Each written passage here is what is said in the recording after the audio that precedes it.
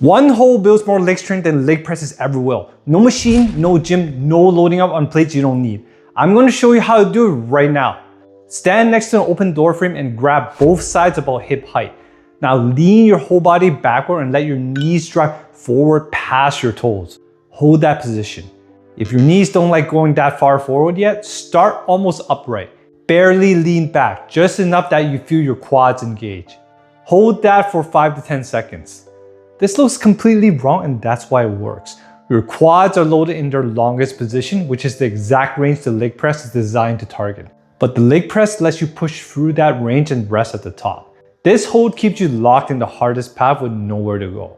Your quads have to sustain continuous tension the entire time. When that shallow leans feel comfortable, start letting your knees travel further forward and your body lean further back. Build to 15 seconds hold. Once you can hold that 15 seconds at a deep lean, let go with one hand. Now your quads are doing all the stabilizing work on top of the strength demand, and that's a completely different level of difficulty. If you're getting something out of this, hit subscribe because I got 2 more holds that finish the job. Now that sissy lean, just hammer your quads in the straight line, but the leg press locks your feet into one narrow track and your inner thighs barely get to ass to show up. This next hold fixes that. Step your feet out wide about double shoulder width, toes pointed slightly outward. Bend your knees and drop your hips until your thighs are parallel to the floor. Hold. This is a horse stance and it hits your quads, your glutes, and your inner thighs all at once. The wide base forces your abductors to work their entire time just to keep your knees from caving in. Keep your torso upright and drive your knees out over your toes. If you feel them wanting to collapse inward, that's the weak link this hold is finding and building at the same time. Start with 20 seconds. When you can hold 30 without your legs shaking, sit an inch deeper. The last hold takes everything sideways. The leg press moves you forward and back on a track. Your legs don't work that way in real life. Stand with your feet wide, same width as the horse stance. Now shift your weight entirely on one leg and bend that knee as deep as you can control while the other leg goes straight out to the side. Hold at the bottom.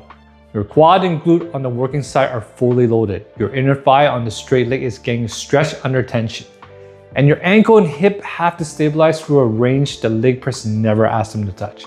If you can't get very deep at first, that's fine. Go to whatever depth you can control and hold there. The range will come as your hips and ankles open up.